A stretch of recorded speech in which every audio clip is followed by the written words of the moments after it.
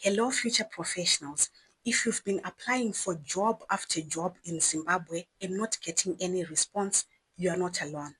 The job market is very, very competitive, but sometimes small mistakes may be holding you back.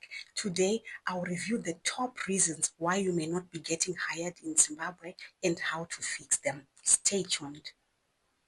Problem number one, your CV is not great. Your CV is not even passing the 6 seconds test because employers in Zimbabwe receive tons and tons of applications for just one role.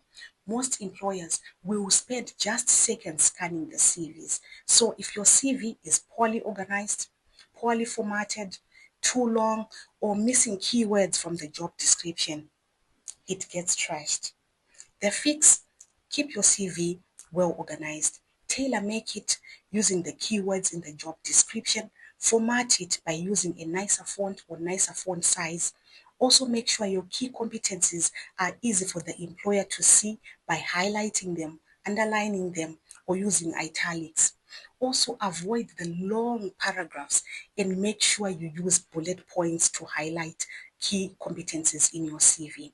Let me know in the comments down below if you want me to make a video on how to create a winning CV in Zimbabwe. Mistake number two, you are not networking. In this country, who you know matters just as much as what you know. If you are only looking for jobs online, you are missing out. In Zimbabwe, many jobs are filled through referrals long before they've been advertised. So make sure you are networking and your networks are open and active. Go to church, join clubs and groups, etc. And make sure those contacts know that you are looking for a job and actively seeking employment. Don't be shy here. Also, don't be forever blocking those old contacts. Save people's numbers and regularly be in touch with them.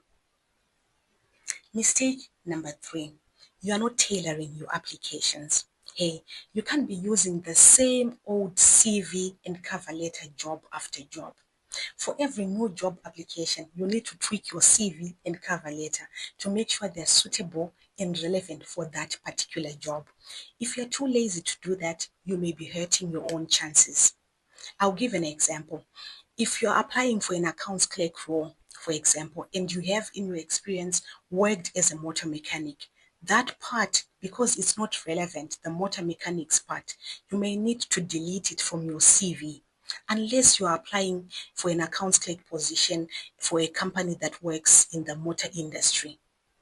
Or if you were a manager for a while and you are now applying for just a supervisory role, you may need to skip the part where you worked as a manager so that you don't make the new manager who is recruiting uncomfortable.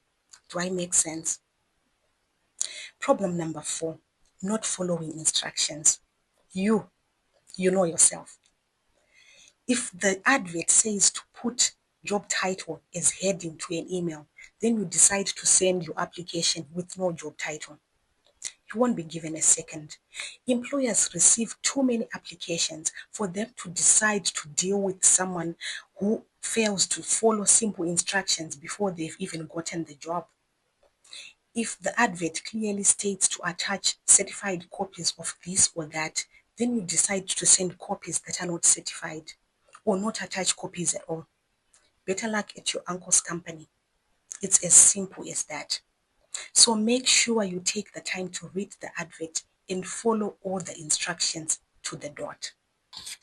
So to recap, fix that CV, start networking today, tailor make your application for every job and follow instructions. Let me know which tip you try first. And if this video helped you, like, subscribe, and share with that friend who is looking for a job. And I'll see you in my next video.